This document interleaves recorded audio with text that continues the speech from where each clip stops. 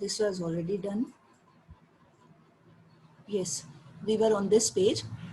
Although these words may not be very clear, but you can see in the book, these are nothing but only this ex-ante saving and ex-ante investment. Okay, you can see from the book, it is given. In my book, it is page number 7.19, right? चलो, तो I was telling you on that day कि ex-ante word का मतलब होता है, ex-ante means that thing which is just planned, which is just intentional, intended, which is desired, which one wants to do, जो कोई करना चाहता है. आगे आगे टर्म का नाम लगा दो. अगर we are using the term ex ante saving, that means that saving which we want to make. Kanika and Navneet are there visible to me. Kanika और नवनीत इस मंथ में 2000 रुपीज सेव करना चाहते हैं, अभी किया नहीं है. They are just planning to save 2000 rupees. तो we will say that both these young ladies, they are their ex ante savings are equal to 2000. ठीक है, किया नहीं है, सोच रहे हैं. ठीक, so word is used planned, planning की जा रही है, डिजायर्ड, इंटेंडेड, विशफुल, जिसके बारे में सोच रहे हैं. ठीक, on the other side, in reality, after the month, after meeting all the expenditures, they were not able to save 2000 rupees. They could save hardly 500 rupees. ठीक है, खर्चे ज्यादा हो गए, they could save hardly 500 rupees. तो then what will we say कि their ex post savings are only 500 rupees. तो ex post का मतलब जो actual में हुआ है, जो reality में हुआ है. So the actual savings, they are known as ex post. और जो सोचा हुआ था, प्लान किया था, that is called ex ante saving. ठीक है, सो एक्चुअल और रियलाइज्ड मतलब जो सच में की है सेविंग्स, दे आर ओनली 500. तो उसी के लिए वर्ड यूज किया जाता है, term is used x post, जो सच में हो जाता है, दैट इज एक्स पोस्ट. और whatever is just planned, जिसके बारे में विश की जाती है, सोचा जाता है, that is called ex ante. ठीक, similarly these terms can be used for investment also. Now saving कौन करता है? Normally we household people, आम लोग, ordinary people, we save, है ना. And investment, that is generally made by businessmen, by producers, क्योंकि उन्होंने आगे प्रोडक्शन करना होता है. तो हम लोग जो हाउसहोल्ड सेक्टर के लोग हैं, we normally we don't make that type of investment. थोड़ा बहुत तो करते हैं सेविंग के तौर पे, बैंक में डिपॉजिट करवा दे, उस तरह से तो करते हैं.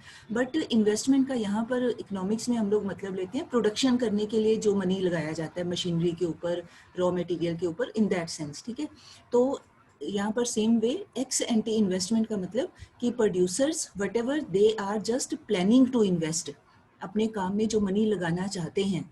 ठीक है, लगाया नहीं अभी, सिर्फ सोच रहे हैं. So whatever they are planning to invest in their given production activity, that is called ex ante investment.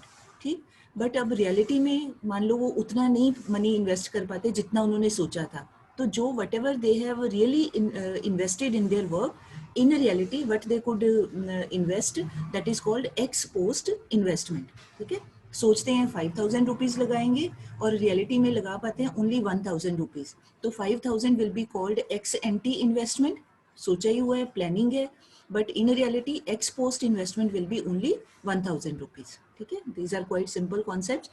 यहाँ पे you will get question only of 1 mark कि define ex ante saving, define ex post saving या investment, any term can be there. Now next is, अब heading is given कि equilibrium occurs when ex ante savings are equal to ex ante investment. इसका meaning है कि whatever study we are making here, that is related to Keynesian study. Means Professor J.M. Keynes has given this study. We are making study of that concept which has been given by him. तो in his analysis, Keynes ने अपने analysis में what has he thought or decided कि भाई in any economy equilibrium takes place. Equilibrium मतलब balanced situation, balanced position takes place when ex ante savings are equal to ex ante investments. मतलब जो लोग सोचते हैं कि वो सेव करेंगे, that should be equal to जो लोग सोचते हैं कि वो इन्वेस्ट करेंगे. ठीक है, जो डिजायर्ड सेविंग्स है, when they become equal to desired investments, अभी सोच ही रहे हैं, किया नहीं है, रियलिटी में कुछ नथिंग हैज बीन डन, सोचा हुआ ही बस.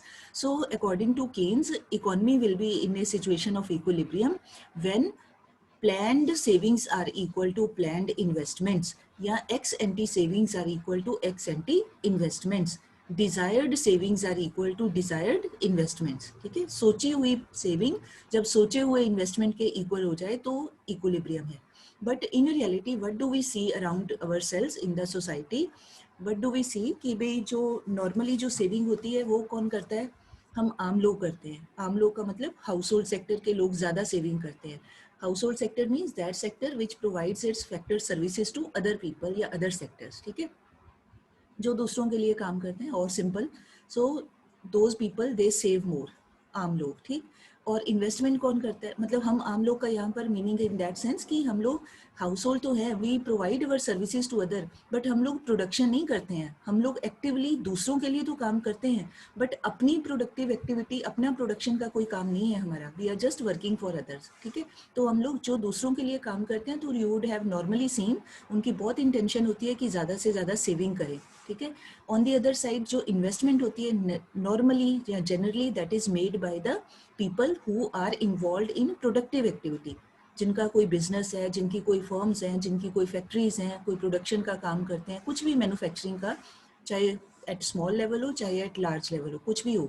जो लोग प्रोडक्शन के कामों में इन्वॉल्व होते हैं वो ज़्यादा, आपने देखा होगा, वो ज़्यादा इन्वेस्टमेंट करते हैं. काम में पैसा लगा लिया, दुकान में पैसा लगा लिया, बिजनेस में पैसा लगा लिया. उनकी एक नॉर्मली एक इंटेंशन होती है, ठीक है, कि काम को एक्सपेंड करें.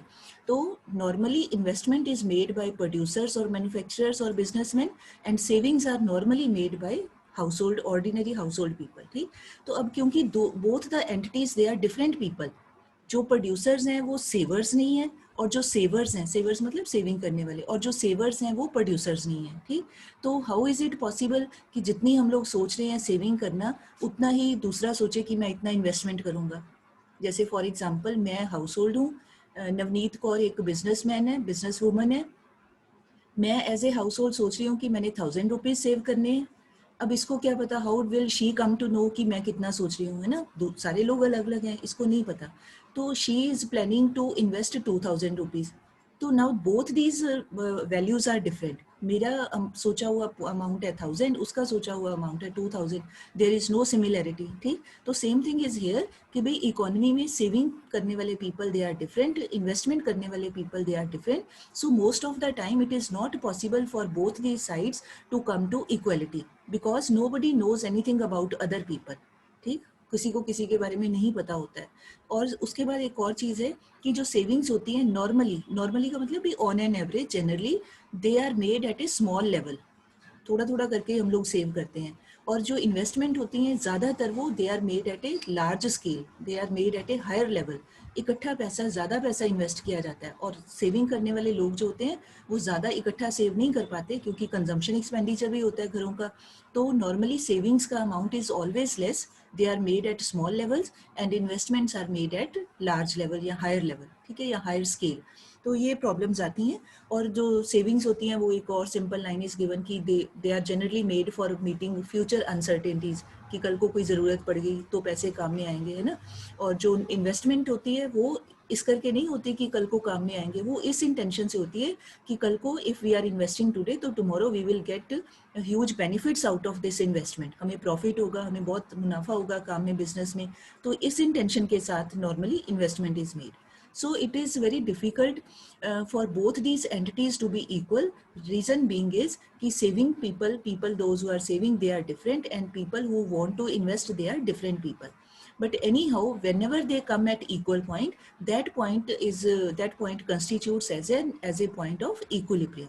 और जब वो दोनों इक्विलिब्रियम में नहीं होते, most of the time they are not in equilibrium, saving and investment जो एक्स एंटी है. ठीक है.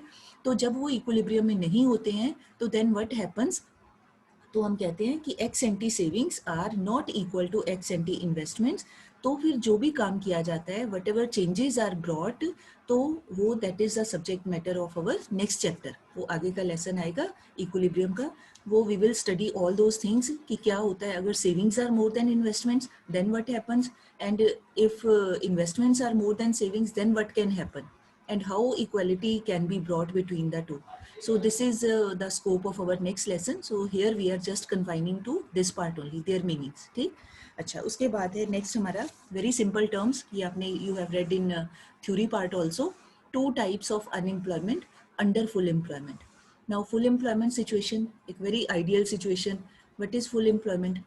When all the people, those who are willing and able to do work, they are getting work at the prevailing wage rate. यही meaning होता है. I hope you remember unemployment lesson.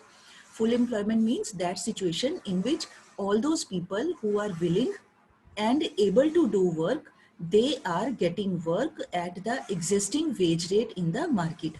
Existing या prevailing, जो भी एक normal wage rate चल रही है उन पैसों पे, उस इनकम पे उनको काम मिल रहा है.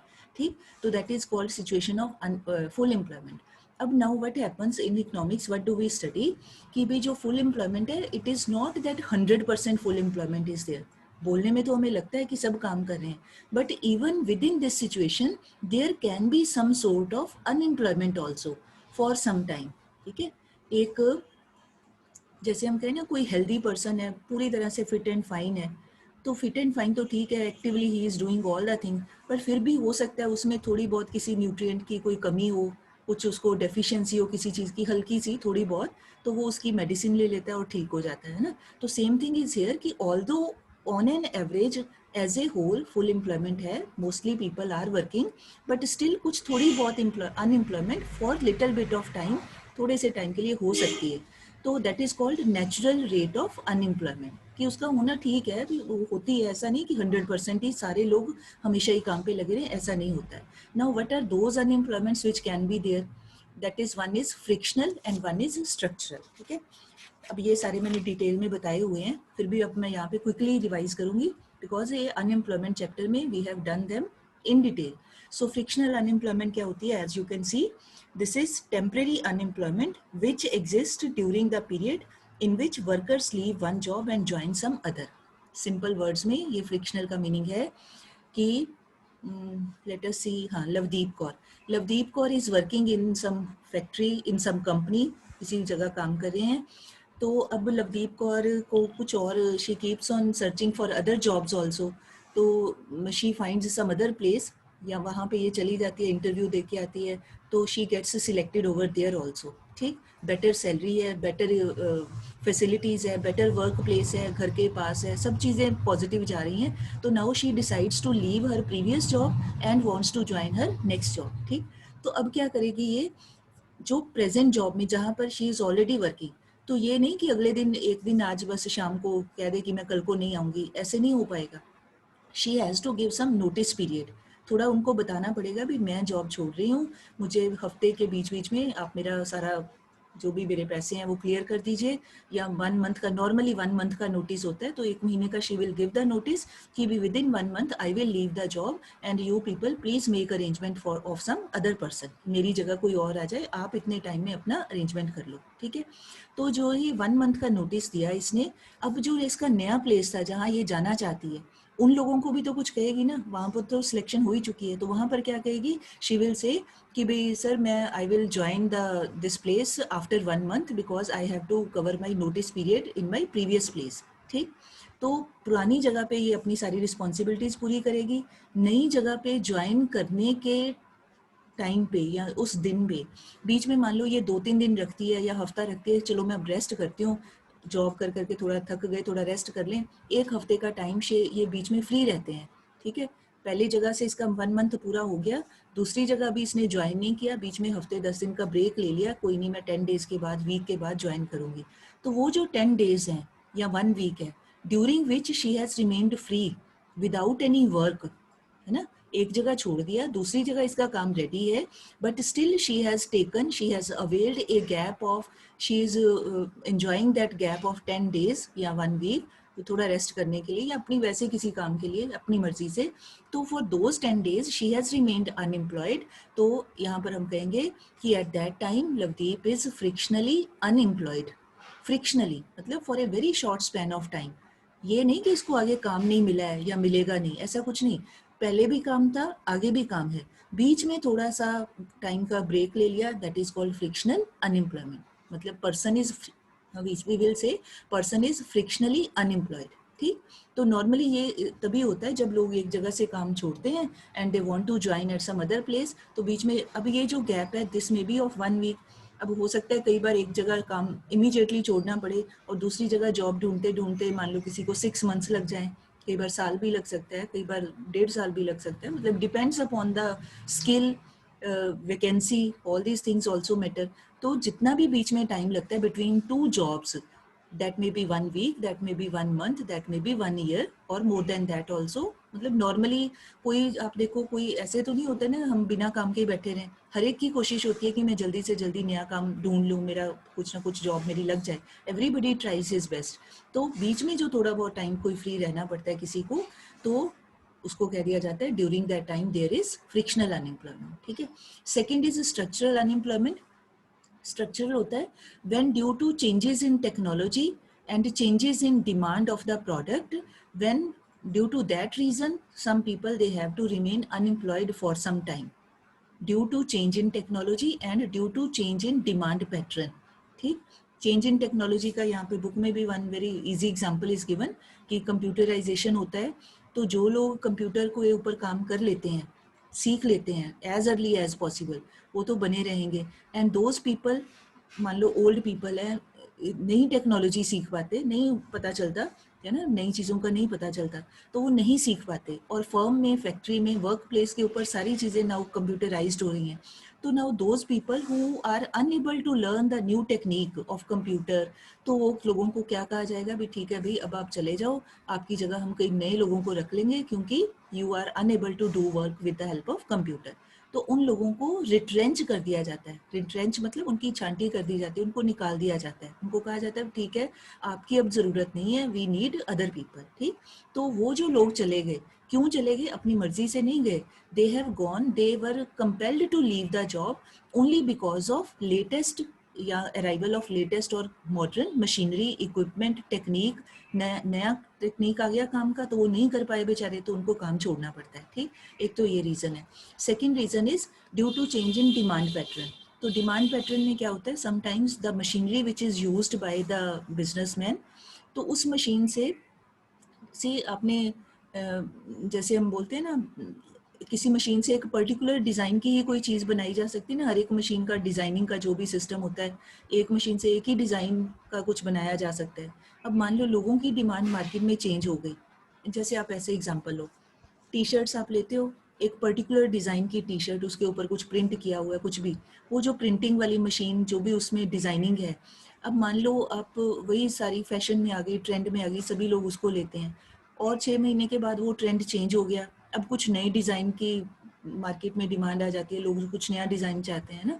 तो अगर जो बिजनेसमैन है, जो प्रोड्यूसर है, टी शर्ट बनाने वाला पर्सन है, मैन्युफैक्चरर, अगर वो नए डिज़ाइन की मशीनरी नहीं लगा पाता है, नए डिज़ाइन की टी शर्ट को बना नहीं पाता है, तो क्या होगा, तो भी उसका काम बंद हो जाएगा। Why? Because now people are not demanding the product made by him which is old fashion, and now people are demanding the product with a new design. तो अगर तो वो आदमी न्यू डिज़ाइन का सामान प्रोवाइड कर सकता है, फिर तो वेरी गुड, काम चलेगा उसका। अगर वो नहीं अपने आप अपनी मशीनरी को चेंज कर पाता, अपने काम के सिस्टम को नहीं बदल पाता न्यू डिज़ाइनिंग के अकॉर्डिंग, तो then his work will get to an end, ख़त्म हो जाएगा, क्योंकि उसकी चीज़ की डिमांड ही नहीं होगी। जब डिमांड नहीं होगी तो कैसे काम चलाएगा, है ना, मनी नहीं आएगा, प्रॉफिट ही नहीं होगा, इनकम ही नहीं होगी, तो काम भी अपने आप धीरे धीरे करके ठप हो जाता है, बंद हो जाता है। ठीक। तो due to change in demand pattern and due to change in technology, जो भी थोड़े बहुत टाइम के लिए लोगों को छोड़ना पड़ता है काम, ज़बरदस्ती ही छोड़ना पड़ता है, खुशी से नहीं छोड़ता कोई, तो that is called structural unemployment. ठीक है। तो बस ये इनकी डेफिनेशन ही करनी है, बहुत ज़्यादा ये नहीं आएगा आपको, हार्डली 2 मार्क्स या 1 मार्क में डेफिनेशंस कैन बी आस्क्ड, तो बस आपने उतना सही करना है। ठीक। अच्छा, अब उसके बाद है इनवॉलंटरी अनएम्प्लॉयमेंट। तो इनवॉलंटरी अनएम्प्लॉयमेंट का क्या मतलब होता है, 2 वर्ड्स होते हैं, एक होता है वॉलंटरी, वॉलंटरी होता है अपनी मर्जी से, विद वंस ओन विशेज, आप क्लास अटेंड कर रहे हो, वॉलंटरीली यू आर अटेंडिंग, अपनी मर्जी से, अपनी खुशी से अटेंड कर रहे हो। ठीक। इनवॉलंटरी का मतलब वो काम जो अपनी खुशी से ना किया जाए, अगेंस्ट अवर विशेस, मजबूरी में जो किया जाता है। ठीक है। तो इन यहाँ पर whatever we are reading, we are talking about all this unemployment, that is involuntary, मतलब लोग तो काम करना चाहते हैं, people are willing, but due to these market imperfections, due to these problems, उनको काम नहीं मिलता है। ठीक है। लोग, पीपल आर विलिंग, वो चाहते हैं काम करना, एबल भी हैं, but due to one or the other reason in the economy, in the market, उनको काम नहीं मिलता है, then we say that there is involuntary unemployment. ठीक है, आप अपने आसपास हम देखते हैं कोई पढ़े लिखे लोग हैं, जॉब करना चाहते हैं, बट कोई सूटेबल जॉब ही नहीं मिल रही है उनके ढंग के, उनके काम की, उनकी क्वालिफिकेशन के अकॉर्डिंग अच्छा काम नहीं मिल रहा है, तो that means they are involuntarily unemployed because they are wishing, they want to do work but नहीं मिल रहा है, मजबूरी है, इस करके इनवॉलंटरी अनएम्प्लॉयमेंट है। ठीक, यहाँ पर इकोनॉमिक्स में we don't study about voluntary unemployment. Voluntary तो कोई जानबूझ के सुस्ती डाल के बैठा है, लेजी है, काम ही नहीं करना चाहता, मतलब आराम प्रस्ती ही चाहता है, उन लोगों की बात नहीं होती है यहाँ पर। ये सारा कुछ जो हम पढ़ रहे हैं उन लोगों के बारे में है, those who are really wishing to do work but due to different reasons in the market काम मिलता नहीं है। ठीक, अच्छा, बस this was all about this concepts of unemployment and all that. Brief definitions are to be done. Now please take your pen and notebook. 1 or 2 days back I told you that in the end we will write the equation of consumption function and saving function. ये 1-2 page पीछे दिया हुआ था, इसकी theory part नहीं करना है because that is not required. Here we just have to write the equations because these equations are required in the numerical part. तो you are requested to please note down. मैं बोल देती हूँ साथ में, equation of consumption function. All are requested to note down it. C means consumption.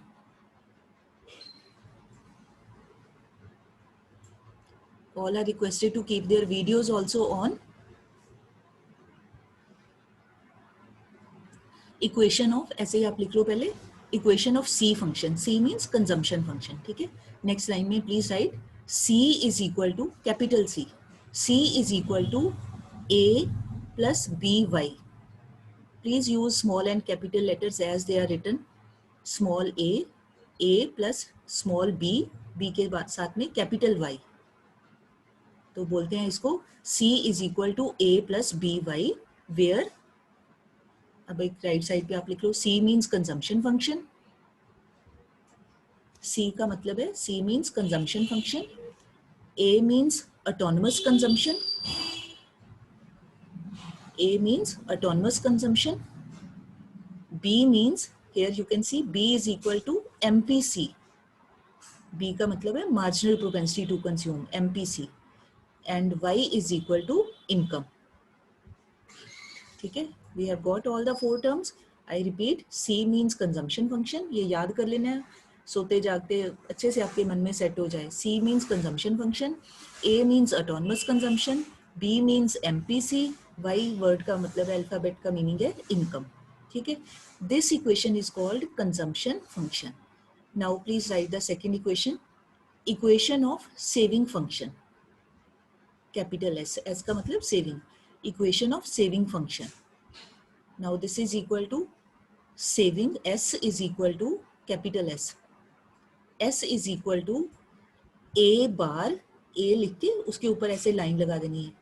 याद है जैसे X बार करते थे, अरिथमेटिक मीन के ऊपर लाइन लगाते हैं ना, बार एक छोटी सी लाइन, स्मॉल a के ऊपर लाइन लगा देनी है, बोलना है इसको A bar plus BY, small b, BY. A bar plus BY, where S means saving function. Now you please write on, नीचे लिख लो या on right side, wherever you want. S stands for saving function. Y stands for income. A bar stands for dis savings. A bar का मतलब है dis savings. Dis savings क्या होती है? Negative savings है ना. और this small b, it is equal to MPS, marginal propensity to save. ठीक, अब आपने नोटिस किया होगा ये B अल्फाबेट दोनों इक्वेशंस में आ रहा है. If you have written, now you can see at your screen. ये B alphabet it is coming in both the equations. तो हमें कैसे पता चले ये कौन सा B है? It's very easy to recognize its position. आपने ध्यान रखना है कि ये C फंक्शन है. अगर ये C फंक्शन दिया हुआ है ना, C दिया हुआ है, तो C के केस में ये स्मॉल b का मतलब है MPC. ठीक, और अगर ये सेविंग फंक्शन की इक्वेशन हमें कोई भी दी हुई है, तो सेविंग फंक्शन के केस में ये स्मॉल b का मतलब है MPS. ठीक, दोनों को कंफ्यूज नहीं करना है. सेविंग फंक्शन में b का मीनिंग है MPS, और कंजम्पशन फंक्शन में b अल्फाबेट का मतलब है दिस MPC. ठीक, और ये है ऑटोनमस कंजम्पशन. ऑटोनमस कंजम्पशन कब होती है? जब कंजम्पशन की बात चलती है, मतलब जब हमारा इनकम लेवल जीरो है, तब even then at that time we spend some amount of money for our survival to fulfil basic needs, तो उसको ऑटोनमस कंजम्पशन कहते हैं। अब यही चीज़ को सेविंग फंक्शन में, अगर आपको याद हो पीछे जो डायग्राम किया था, तो डायग्राम में क्या दिखाया था, जितनी ऑटोनमस कंजम्पशन होती है उतना ही हमारी क्या होती है, डिस सेविंग। मतलब जो मैंने, मान लो मेरी कोई इनकम नहीं है, मैंने अपने बैंक अकाउंट में से 1000 रुपये निकाल के अपने खर्चे करने हैं, 1000 रुपये निकाल लिए, तो मैं उसको, चाहे मैं कह दूं उसको कंजम्पशन की भाषा में बोल दूं, तो मैं कहूँगी कि ये मेरी ऑटोनमस कंजम्पशन है। पर अगर मैं उसी चीज़ को अपनी सेविंग वाले एंगल से देखूं, तो मैं कहूँगी कि मेरी सेविंग 1000 रुपये कम हो गई, मतलब मेरी डिस सेविंग हो गई, मेरे 1000 रुपये निकल गए, मैंने खर्च कर लिए, है ना। तो यहाँ पर ये ए बार का मतलब है डिस सेविंग। तो dissaving is nothing else but the inverse of autonomous consumption. तो जितनी ऑटोनमस कंजम्पशन हुई, इसका मतलब उसके बराबर मैंने अपनी पुरानी सेविंग यूज कर चुकी हूँ या कर ली है, तो ये ए बार का मतलब डिस सेविंग। ठीक है जी, बस ये आपने याद रखना है। अब हम करते हैं इसके बाद, यस, अब एक बार क्विकली आप सारे फॉर्मूलाज अपने मन में रिवाइज कर लो। I am speaking, you also recall in your mind with me. APC plus APS is equal to 1, APC is equal to 1 minus APS, APS is equal to 1 minus APC, ठीक। फिर MPC plus MPS is equal to 1, MPC is equal to 1 minus MPS, MPS is equal to 1 minus MPC, उल्टा minus कर देना। फिर MPC का formula delta C over delta Y, MPS का formula delta S over delta Y, APC का formula C over Y, APS का formula S over Y, ठीक। अच्छा, उसके बाद है एक आप ज़रा अपनी कॉपी पे लिख लो, प्लीज़ राइट डाउन, यहाँ नहीं लिखा हुआ है, मैं आपको बोलती हूँ, आप please write down. MPS is equal to, please note down again, MPS is equal to, क्या है formula, delta S over delta Y, ठीक है। अच्छा, अब अगर हमने इसको क्रॉस मल्टीप्लाई करना हो, तो MPS के नीचे कुछ नहीं है ना, तो MPS के नीचे डिवाइडेड बाय 1 कर लीजिए। अब क्रॉस मल्टीप्लाई ऑपोजिट डायरेक्शन में जो करते हैं। अच्छा, अब आप निकालो, delta S will be equal to, delta S किसके इक्वल होगी, MPS into delta Y. MPS and change in ये Y. Delta S will be equal to M P S into delta Y, यही होगा ना। हमने मल्टीप्लाई कर दिया, cross multiply कर दिया, फिर से मैं बोल रही हूँ, चेक कर लो जिनको नहीं पता चला। M P S is equal to delta S over delta Y. फिर एम पी एस के नीचे कुछ नहीं है, कोई चीज़ से डिवाइड नहीं हो रहा, तो जो कोई नंबर ना हो तो इसका मतलब 1 से तो सब कुछ ही डिवाइड होता है, तो एम पी एस के नीचे डिवाइडेड बाई 1। फिर क्रॉस मल्टीप्लाई की लाइनें लगा लो, ठीक है, मुझे ऐसे इजी लगता है याद करना, तो लाइन लगा ली हमने, क्रॉस मल्टीप्लाई कर दिया। तो अब हमने अगर निकालना हो इसमें से डेल्टा एस, तो हमारी इक्वेशन क्या बन जाएगी, delta S is equal to M P S into delta Y, ठीक है। अच्छा, ऐसे ही अब एक लाइन लगा के इसके बाद आप निकालो, लिखो एम पी सी, अब आप अपने आप करो M P C, now M P C is equal to delta C divided by delta Y, ठीक है। अब एम पी सी के नीचे कुछ नहीं है, डिवाइडेड बाई 1 कर लीजिए। अब क्रॉस मल्टीप्लाई करिए। अब अगर निकालना हो इसमें से डेल्टा सी, तो हमारी इक्वेशन क्या बन जाएगी, as per this given situation, delta C is equal to M P C into delta Y, यही बनेगा ना, M P C into delta Y, ठीक है जी। ये आगे न्यूमेरिकल्स में आएगा, तो इस करके मैंने कहा पहले ही बता दूं, कोई घबराने वाली बात नहीं है, very interesting examples. So let us start with this. पहले ये नहीं लिखना है, पहले इजी वाला लिखते हैं ताकि आपको थोड़ा हाथ सेट हो जाए। Please don't write these examples, let me take out something else.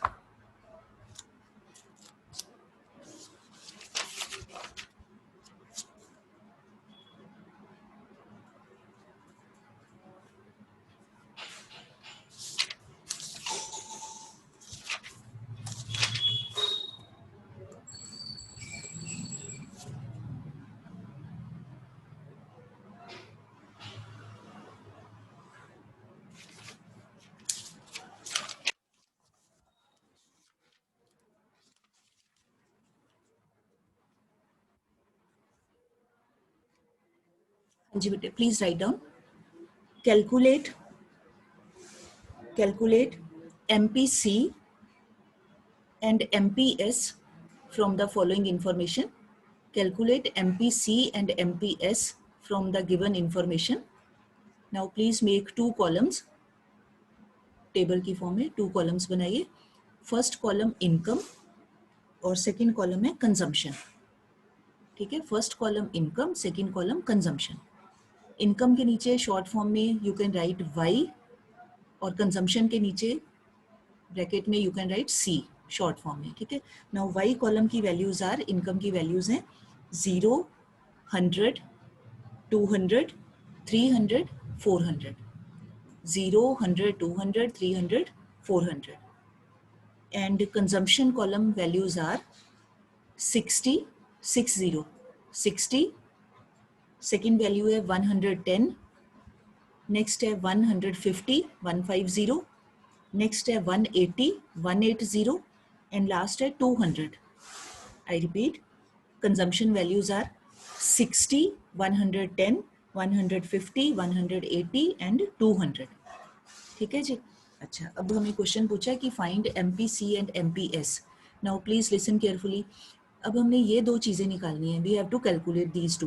तो whatever is to be calculated, कोशिश करनी है उसको अपने टेबल के एक्सट्रीम राइट साइड पे रखना है.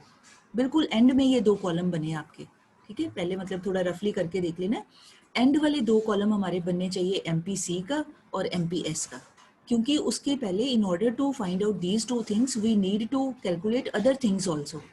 हमें क्या क्या निकालना पड़ेगा, डेल्टा वाई बनाना पड़ेगा, डेल्टा सी का कॉलम बनाना पड़ेगा, फिर हमें सेविंग का कॉलम बनाना पड़ेगा, फिर डेल्टा सेविंग का बनाना पड़ेगा. मतलब कई सारे और कॉलम हमें चाहिए in order to come to the value of MPC and MPS.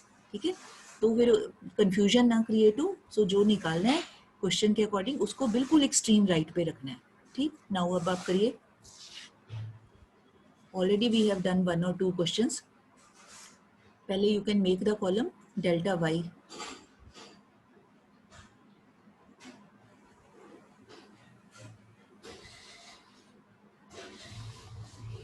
Let me see others are doing or not.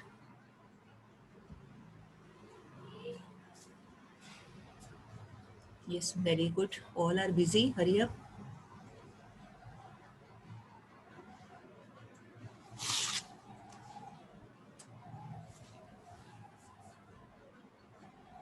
Delta Y का कॉलम आ गया. फर्स्ट वैल्यू नील, क्योंकि जीरो के पहले हमें पता ही नहीं है. नील, उसके बाद सारे 100 है ना, ऑल 100. अब आप निकालिए डेल्टा सी. फर्स्ट वैल्यू नील जाएगी क्योंकि हमें पता ही नहीं उसके पहले क्या था. बाकी आप नेक्स्ट में से प्रीवियस वाले को माइनस करते जाओ. 110 माइनस 60, फिर 150 माइनस 110, फिर 180 माइनस 150, फिर 200 माइनस 180. ठीक है, तो ये वैल्यूज आ गई आपकी. First value nil, after that 50, 40, 30, 20. ठीक है, ये वैल्यूज आ गई आपकी. Very easy. अब आप बना लो. ये तो हो गया, अभी हमारा डेल्टाज आ गए. अच्छा, अभी हमें, ठीक है, हम इसी की हेल्प से कर सकते हैं. अब आप बनाइए column MPC. MPC is equal to delta C over delta Y.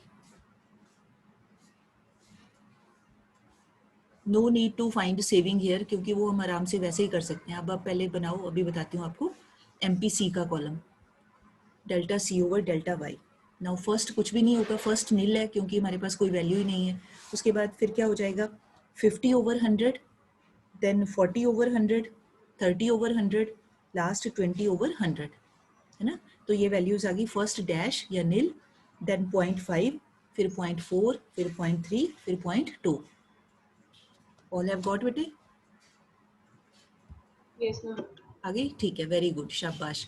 अच्छा, अब आप सोचो, इक्वेशन आपने याद कर ली हुई है, MPC plus MPS is equal to 1. ठीक, अब आप लास्ट कॉलम निकालो MPS. लिखो, लिखिए जरा. MPS कॉलम लगा, कॉलम की लाइन ड्रॉ कर लो. MPS is equal to 1 minus MPC. बस ये इक्वेशन के फॉर्मूला को इधर उधर करते जाना है. MPS is equal to 1 minus MPC.